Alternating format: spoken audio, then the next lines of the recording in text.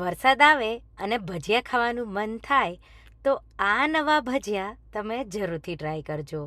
બિલકુલ તેલ નહીં રહે અને એટલા ક્રિસ્પી બનશે કે તમે ગમે એટલા બનાવશો ઓછા જ પડશે. કુરકુરા ક્રિસ્પી. જો તમને ફ્રેન્ચ ફ્રાઈઝ ભાવતી હોય તો આ ભજીયા તો તમારા ફેવરેટ એવા, અને એટલા બનાવવાનું સરળ છે કે તમે માત્ર 10-15 મિનિટમાં આ ક્રિસ્પી ભજીયા બનાવી તમે એને ટમાટો કેચઅપ, ચા સાથે કે ગ્રીન ચટણી સાથે કે તળેલા મરચાં સાથે સર્વ કરી શકશો. હેલો ફ્રેન્ડ્સ, તમારું સ્વાગત છે મારા કિચનમાં. આજે આપણે બનાવીશું ફ્રેન્ચ ફ્રાઈઝ ભૂલાવી દે એવા કાંદા બટેટા મરચાંના કુરકુરા ક્રિસ્પી ભજીયા. જો તમને મારી રેસિપીઓ ગમતી હોય અને હજુ સુધી ચેનલને સબસ્ક્રાઈબ ન કર્યું હોય તો સબસ્ક્રાઈબ કરજો અને બાજુમાં આપેલી ઘંટી દબાવજો એટલે નવી નવી રેસિપીના નોટિફિકેશન આવે. તો સૌથી પહેલાં વેજીટેબલ. તો અહીંયા તમે જો એક બટેટું લ્યો તો એક ડુંગળી અને એક તમારે કેપ્સિકમ. અહીંયા મોળી વેરાયટીના તમે મરચાં વધારે પ્રમાણમાં લેવું હોય તો તમે કેપ્સિકમ સ્કીપ પણ કરી શકો. તો અહીંયા એક મોટું બટેટું લેશું અને આપણે એની છાલ ઉતારી લઈશું.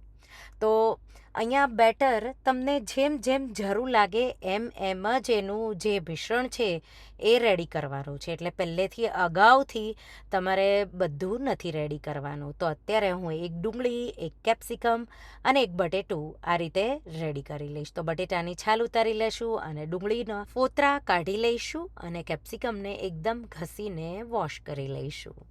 હવે અહીંયા ડુંગળી, બટેટા અને કેપ્સિકમને કટ કરવા માટે તમારે ફ્રેન્ચ ફ્રાઈઝ હોય એમ પાતળા પાતળા કટ કરવાના છે. તો અહીંયા આપણે ડુંગળીને પહેલાં એકદમ પાતળી પાતળી કટ કરીશું અને પછી આપણે એને છૂટી કરી લઈશું.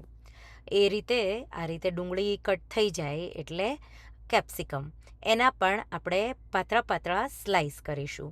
લાંબા લાંબા ચિપ્સના જેમ જ કટ કરવાના છે. થિકનેસ છે એ ઓછી રાખીશું. તો પાતળા પાતળા નાના નાના પીસીસ હોય એમ જ તમારે એને આ રીતે તમે જોઈ શકો છો જે રીતે મેં કટ કર્યું એ રીતે કેપ્સિકમ, ડુંગળી તમારે કટ કરી લેવાના. બટેટાનું પ્રમાણ વધારે હોવું જોઈએ. તો ડુંગળી અને કેપ્સિકમ નાનું લેવાનું અને બટેટું છે એ મોટું લેવાનું. પહેલાં તમારે હલકા જાડા ચિપ્સ હોય એમ કટ કરવાના અને પછી તમારે આ રીતે બધા ભેગા કરી અને આ રીતે એને કટ કરવાના. હલકા આવા જાડા ચિપ્સની જેમ રેડી થશે, પણ એટલા બધા બી જાડા નહીં કે એને કૂક કરવામાં તમને પ્રોબ્લેમ થાય. તો હલકા પાતળા પણ ફ્રેન્ચ ફ્રાઈઝ જેવા દેખાય એવા મેં એને કટ કર્યા છે. એને એક બોલમાં લઈ લઈશું, સાથે કેપ્સિકમ અને ડુંગળી ઉમેરી દઈશું અને આ રીતે એકદમ મસળી લઈશું અને બધું એક સરખું તમારે મિક્સ કરી દેવાનું છે. આ રીતે મિક્સ થઈ જાય એટલે હવે લીલા મરચાં. તો અહીંયા મેં કેપ્સિકમ લીધું છે, પણ જો તમારે કેપ્સિકમ ન લેવું હોય તો આ મરચાંને પણ તમે પાતળા પાતળા કટ કરીને પણ એડ કરી શકો. તો બાળકો ખાવાના હોય એટલા માટે મેં લીલા મરચાં બહુ નથી વાપર્યા. આ પણ મોળી વેરાયટીના મરચાં જ મેં લીધા છે અને એને પણ મેં આ રીતે રિંગ્સ કરી અને ઉમેરી દીધા છે. 1/2 ટીસ્પૂન જેટલું મીઠું ઉમેરી દઈશું. મીઠું ઉમેરવાથી અત્યારે એમાં થોડું પાણી થશે અને લોટ માટે કોટિંગ એમાં ક્રિસ્પી થાય એ રીતે આવી જશે. 1 ટીસ્પૂન જેટલો અજમો મસળીને ઉમેરી દઈશું. 2 ટેબલસ્પૂન જેટલા સફેદ તલ ઉમેરીશું. 1 ટીસ્પૂન જેટલી વરિયાળી ઉમેરીશું. અહીંયા જો તમને તીખા ભજીયા ભાવે તો કેપ્સિકમ સ્કીપ કરી અને મોળી વેરાયટીના જે મરચાં હોય એને તમારે પાતળા પાતળા કટ કરીને ઉમેરવાના. તો તમે કાંદા બટેટા મરચાંના ભજીયા પણ કહી શકો. સાથે મેં એમાં 1/4 ટીસ્પૂન જેટલી હળદર, 1 ટીસ્પૂન લાલ મરચું પાવડર અને 2 ટીસ્પૂન ધાણા જીરું પાવડર ઉમેરી બધું મેં મિક્સ કરી દીધું. લાલ મરચું મેં કાશ્મીરી મરચું કલર માટે જ લીધું અને પછી આ રીતે મિક્સ થઈ જાય એટલે તમારે 1/4 કપથી 1/3 કપ જેટલા લીલા ધાણા ઉમેરવાના છે. અડધો કપથી થોડો ઉપર ચણાનો લોટ અને અડધો કપથી થોડો ઓછો મેં ચોખાનો લોટ ઉમેર્યો છે.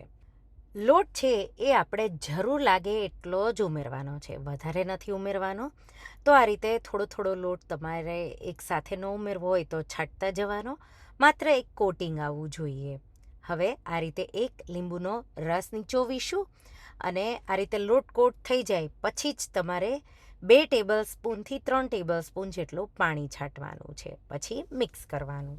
હવે જો તમને લાગે કે લોટનું કોટિંગ બટેટા, કેપ્સિકમ, ડુંગળીને આવ્યું નથી, તો તમે હજી થોડો લોટ બે ચમચી જેટલો ઉમેરવાનો અને આવું મિશ્રણ થાય, હલકું બાઇન્ડિંગ રહે પણ એકદમ લોટ પણ વધારે ન હોવો જોઈએ.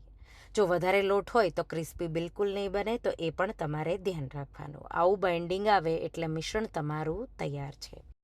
હવે તેલ મેં ગરમ કરવા મૂકી દીધું હતું. તેલ એકવાર ગરમ થઈ જાય એટલે મિશ્રણ તમારે હાથમાં લેવાનું અને હથેળી પર જ એને થોડું આ રીતે હળવું હળવું ફ્લેટ કરવાનું, એટલે એક સરખું લાઇનમાં બધું આવી જાય. એટલે પછી તમારે એને તેલમાં આ રીતે ડ્રોપ કરવાનું. ગોળ ગોળ ભજીયાની જેમ આ મિશ્રણ તમારે નથી પાડવાનું, એ પણ ધ્યાન રાખવાનું. હાથમાં મિશ્રણ લેવાનું, હલકું હથેળી પર એને ફેલાવવાનું અને પછી આ રીતે તમારે એને ગરમ તેલમાં ઉમેરી દેવાનું. અહીંયા તેલ એકવાર ગરમ થઈ જાય એટલે ગેસની ફ્લેમ મીડિયમ હાઈ સાઈડ રાખી 2 મિનિટ જેવું એક સાઈડથી તળવાનું, ફ્લિપ કરવાનું, પાછું 2 મિનિટ જેવું તળવાનું. એટલે લગભગ 5 મિનિટ જેવું થશે એટલે એકદમ ક્રિસ્પી કુરકુરા ભજીયા રેડી થઈ જશે. આ રીતે ક્રિસ્પી થઈ જાય એટલે આપણે એને કિચન પેપર પર કાઢી લઈશું અને એ જ રીતે બીજા ભજીયા. તો તમે જોઈ શકો છો, હલકા હું હાથમાં લઈ રહી અને હલકા હલકા પાતળા તમારે આ રીતે જેમ પતિકા ફેલાવો, એટલે કે આપણે બટેટાના ભજીયા તમે બનાવો અને જે શેપ રાઉન્ડ હોય એવો જ શેપ તમારે હથેળીમાં આપતા જવાનો કે આંગળીઓમાં હલકું હલકું પ્રેસ કરતા જવાનું અને આ રીતે ગરમ તેલમાં ડ્રોપ કરતા જવાનું. તો આ રીતે તમે જોઈ શકો છો, એકદમ કુરકુરા ક્રિસ્પી ભજીયા આવા હલકો ગોલ્ડન અને બ્રાઉન જેવો કલર આવે એટલે તમારે એને કિચન પેપર પર કાઢી લેવાનું. તો આ રીતે આ રેસિપીથી તો જો એક બટેટું, એક ડુંગળી અને એક કેપ્સિકમ લેશો તો 2 થી 3 લોકો માટે ભજીયા બનશે. વધારે બનાવવા હોય તો તમે એ રીતે લઈ શકો. સર્વ કરો ત્યારે ઉપર તમારે ચાટ મસાલો છાંટવાનો છે. મેં ટમાટો કેચઅપ અને લીલા મરચાં લીધા છે સાઈડમાં એને સર્વ કરવા માટે. તમે કચુંબર પણ લઈ શકો, ચા સાથે પણ સર્વ કરી શકો અને એકલા પણ એને ખાઈ શકો. હલકો ચાટ મસાલો જ્યારે ગરમ ગરમ હોય ત્યારે જ છાંટવાનો, એટલે ફ્રેન્ચ ફ્રાઈઝ કરતાં પણ ટેસ્ટી એવા આ ભજીયા તમને લાગશે. કુરકુરા ક્રિસ્પી આ રીતે જો તમે ક્યારેય આવા ડુંગળી, બટેટા અને મરચાંના ભજીયા ન ટ્રાય કર્યા હોય તો એકવાર આ રેસિપી તમે ટ્રાય કરજો. તમે વારંવાર બનાવશો. ખાસ કરી જો વરસાદમાં કે શિયાળામાં જો આ ભજીયા મળી જાય તો બીજું કંઈ નહીં જોવે. તો એકવાર આ રેસિપી ટ્રાય કરજો અને મને કહેજો કે તમને આ કુરકુરા ક્રિસ્પી નવા ભજીયાની રેસિપી કેવી લાગી. તો તમને આ રેસિપી કેવી લાગી મને કમેન્ટમાં જરૂરથી જણાવજો. અને હા, જો રેસિપી ગમી હોય તો વિડીયોને લાઇક કરજો, શેર કરજો અને મારા ચેનલને સબસ્ક્રાઈબ કરજો. અને આવી જ નવી રેસિપીઓ માટે તમે બેલ આઇકોન બટનને પ્રેસ કરજો. Thank you for watching.